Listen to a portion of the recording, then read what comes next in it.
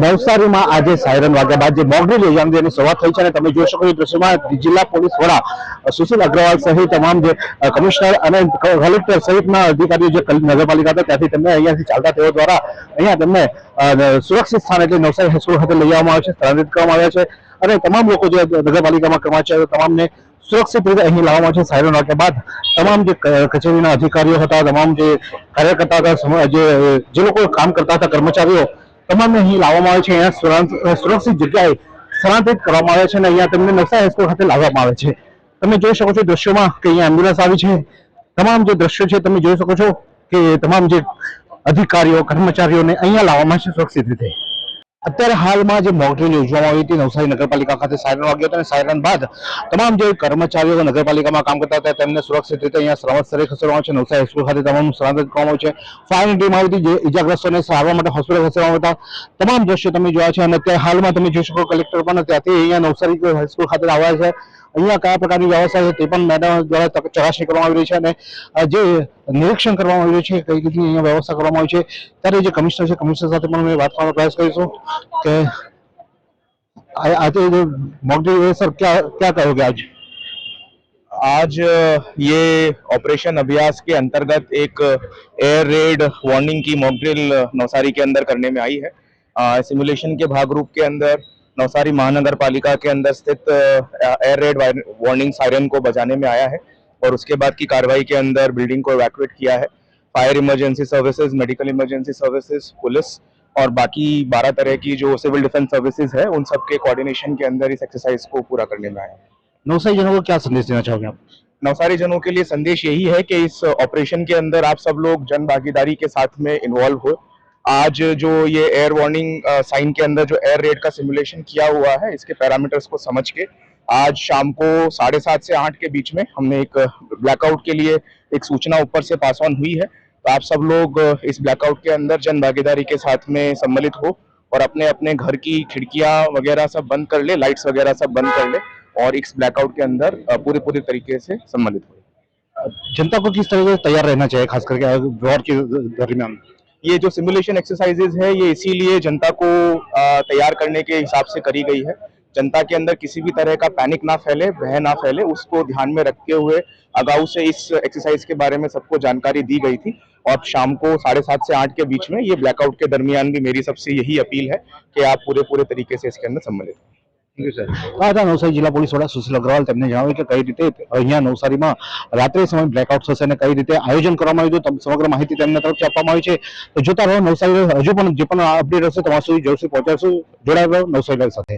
એવી કઈ હોસ્પિટલ છે જ્યાં કેન્સર માટે સર્જરીની સેવા હોય, કીમોથેરાપીની સારવાર હોય, રેડિયેશનની સારવાર હોય, પીટી સીટી સ્કેન હોય, કેન્સરની પેથોલોજી હોય, મેમોગ્રાફી હોય, એટલે કે બધું જ। હા, બધી જ સારવાર એક જ હોસ્પિટલમાં હોય તે છે નવસારી નિરાલી કેન્સર હોસ્પિટલ। આપણી સાથે સાંસદ ધવલભાઈ જોડાયા છે। ધવલભાઈ સાથે વાતચીત કરીશું। ધવલભાઈ, ખાસ કરીને શું કહેશો આજે જે મોકડ્રીલ યોજાય છે? जी जो थोड़ा दिवस पहले जम्मू काश्मीर में पाकिस्ताने कायरतापूर्वक हमलो अपने भारतना जे आम नागरिक त्या फरवा गया था एनी पर कर्यो हतो।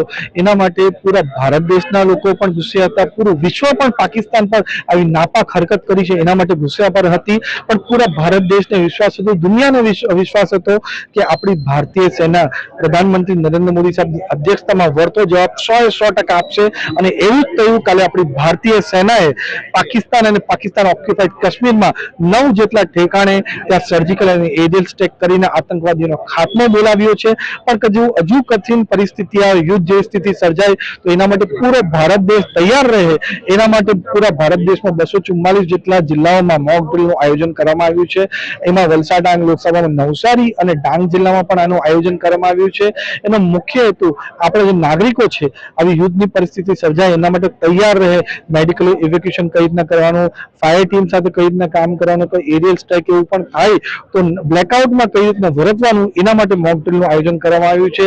આમાં અમારું પૂરું તંત્ર તો છે જ પણ જે અમારા નવસારી ભારતીય જનતા પાર્ટીના પ્રમુખ અમારા ભૂરાભાઈ શાહની અધ્યક્ષતામાં પૂરું આયોજન કરવામાં આવ્યું છે। નાગરિકો પણ સ્વયંભૂ જોડાઈને આ ભારતીય સેના જે કરી રહી છે, ભારત સરકાર જે કરી રહી છે એમાં પૂરો સમર્થન આપી રહી છે। નાગરિકોને કોઈ સંદેશ? નાગરિકોને એ જ ખાસ અપીલ કરવા માંગુ છું કે કોઈ પણ જાતનું ગભરાટ ફેલાવવાનું કામ નથી।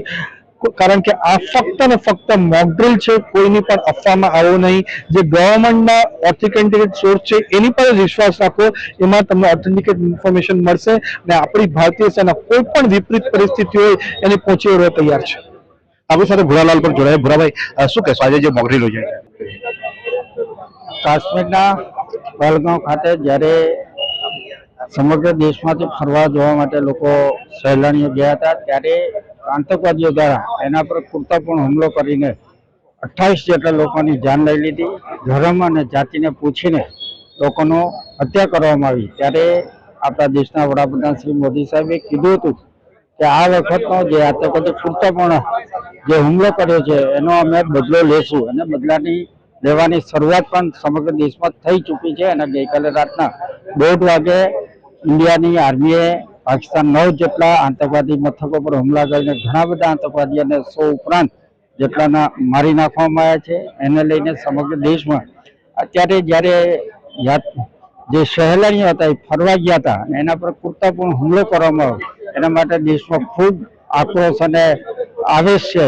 અને સમગ્ર દેશમાં જ્યારે આ વખતનું જે વડાપ્રધાન શ્રી મોદી સાહેબની આગેવાનીમાં કહે છે કે આ વખતે અમે પાકિસ્તાનને ધૂળ ચાટતો કરી દઈશું અને નહીં ધારેલ અત્યાર સુધીમાં પાકિસ્તાન પરિણામ નહીં ભોગવે એવા અને પાકિસ્તાનના પરિણામ ભોગવવા પડશે, એને લઈને આજે નવસારી ખાતે મોક ડ્રીલનું આયોજન કરવામાં આવ્યું હતું. અને નવસારીના સ્વૈચ્છિક ઘણી બધા સંસ્થાના આગેવાનના લોકો આ કાર્યક્રમમાં જોડાયા હતા અને કેવી રીતે પોતાની જાનની રક્ષા કરી શકે, કેવી રીતે લોકોને બચાવી શકે, કેવી રીતે લોકોને વધારેમાં વધારે મદદ કરી શકે, એ રીતના આજના મોક ડ્રીલમાં બધા લોકો જોડાયા છે. અને આજે સાંજના 7:30 વાગ્યાથી 8 વાગ્યા સુધી એક બ્લેકઆઉટનો પણ પ્રોગ્રામ રાખવામાં આવ્યો છે. તો મારી આપના માધ્યમથી લોકોને અપીલ પણ કરું છું કે 7:30 થી 8 વાગ્યા સુધી પોતપોતાની જગ્યા પર જ્યાં હોય ત્યાં રોકાઈ જઈને સમગ્ર દેશમાં જ્યારે આ મોક ડ્રીલનો અભ્યાસ કરવામાં આવી રહ્યો છે ત્યારે સાથ સહકાર આપવા વિનંતી છે. કારણ કે ભવિષ્યમાં જો કોઈ વાર આવી પરિસ્થિતિ સર્જાય તો લોકોને એમાં અમલવારી કરવાની સારું રહે, એના માટે આ બ્લેકઆઉટમાં પણ બધા પોતપોતાના ઘરે રહે, પોતે જે જગ્યા પર હોય ત્યાં જ સ્થાન પર ઊભા રહી જાય અને બ્લેકઆઉટ સમગ્ર ચુસ્તપણે થાય એના માટે સહકાર આપવા વિનંતી. આ હતા ભુરાલાલ શાહ કે જેમણે જણાવ્યું કે કઈ રીતે પાકિસ્તાની સેના પર હુમલો કરવામાં છે. અને અત્યારે હાલમાં અત્યારે જે વાત છે નવસારીની પરિસ્થિતિ જે છે, નવસારીમાં જે મોક ડ્રીલ યોજાયું છે, કોઈ અફવા ઉપર ધ્યાન ના આપવું, કોઈ ખોટી અફવાઓનો કોઈ પણ રીતે તમે સમર્થન ના આપતા. કોઈ તમારે જે નવસારી લાઈવ જોતા રહેજો, નવસારી લાઈવ પર તમામ અપડેટ તમને મળતા રહેશે અને જે પણ કાર્યવાહી થશે તે પણ તમારા સુધી પહોંચાડીશું. અને તમામ નાગરિકોને નવસારી લાઈવ પણ અપીલ કરી રહ્યો છે કે બ્લેકઆઉટમાં સહકાર આપજો અને જોતા રહો નવસારી લાઈવ. આ સુંદર સૃષ્ટિને નિહાળવા માટે હજારો લોકો પાસે દ્રષ્ટિ નથી અને એ ત્યારે જ શક્ય બને જ્યારે કોઈ ચક્ષુદાન કરે. તો તમારા સ્વજનો સાથે મળી એક સુનિશ્ચય લઈએ, ચક્ષુદાનને પરિવારની પરંપરા બનાવીએ. Visit Sant Punit Chakshu bank, rotary eye institute Navsari. Call 7069006329.